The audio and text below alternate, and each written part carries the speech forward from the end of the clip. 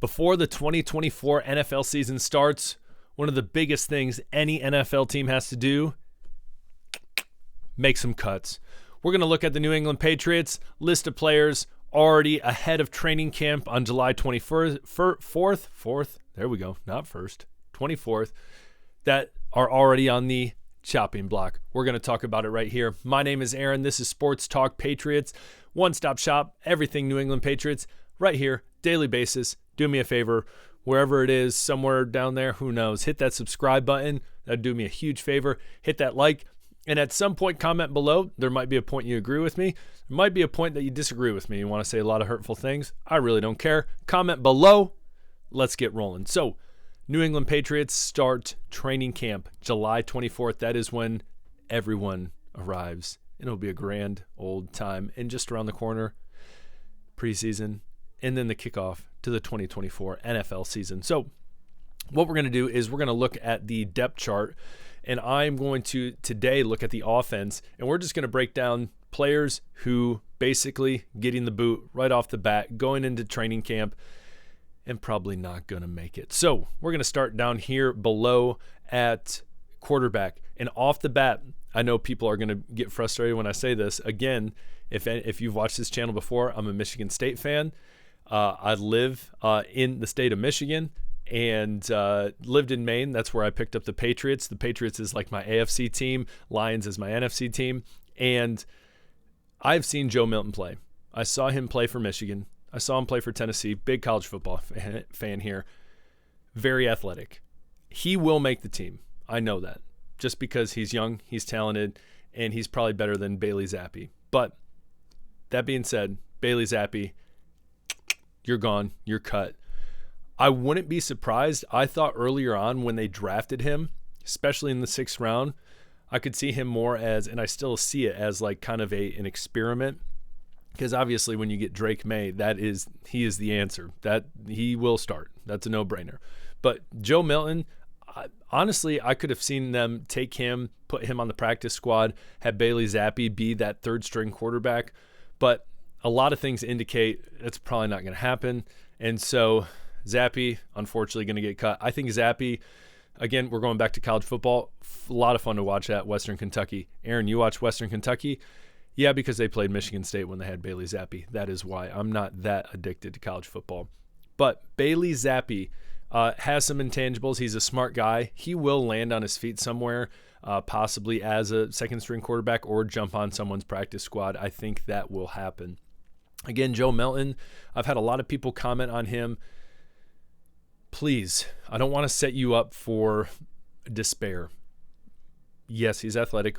Second time I've said that on this channel right here, on this actual video. But don't get your hopes up.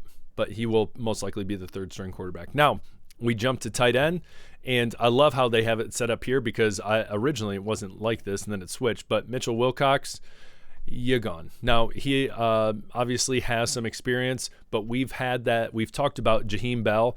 I did a video on him. If you haven't seen that, at the end of this video, I'll plug it. It'll be at the very end screen, so you can click it and watch it. But he is a beast, very versatile, can play multiple positions. And I think that I've said before, he's going to overtake at some point. Austin Hooper is on a 1-year deal. He's gonna step into that kind of that second role at tight end. So it'll be him and Hunter Henry one day.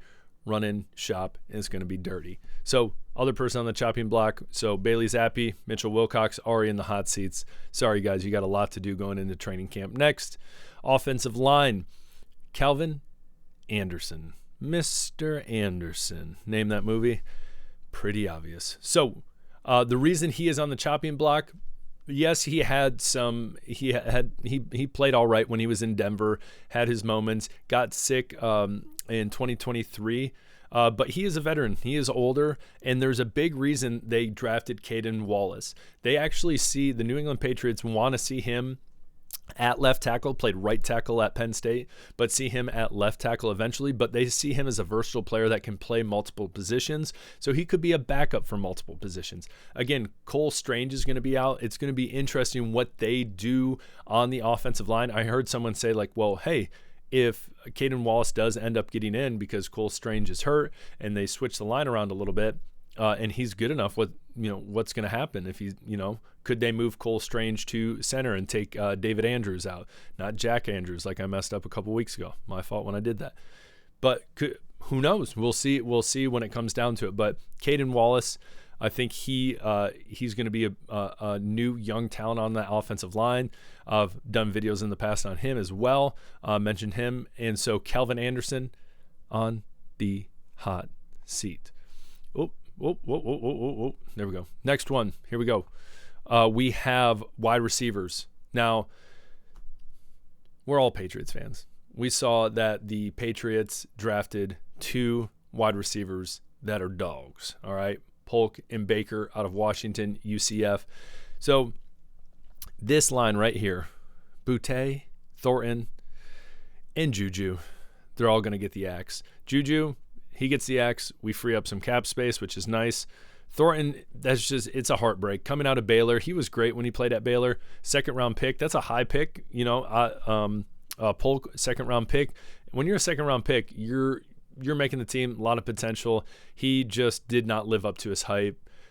Probably going to be a bust. He'll probably get dropped, possibly picked up on a practice squad on another team thinking they can do something. I don't see that happening. Again, very unfortunate to see. Boutte, Keyshawn, LSU guy, his gambling days are over. He's going to be off the New England Patriots. He's going to be cut. And the reason being, look at the wide receivers here. A lot of talent, a lot of potential. And so it's going to be tough to compete on this very young team. So I think those are going to be the cuts for the New England Patriots, or at least those guys are going to be on the hot seat when it comes to the offense. So going into training camp, it's going to be very hard for them to get a spot on that 53-man roster. You're going to probably see them the first couple games when it comes to preseason, and then you might not see them again because they are cut. So on Bailey Zappe's, on the positive note, he got married, so good for him.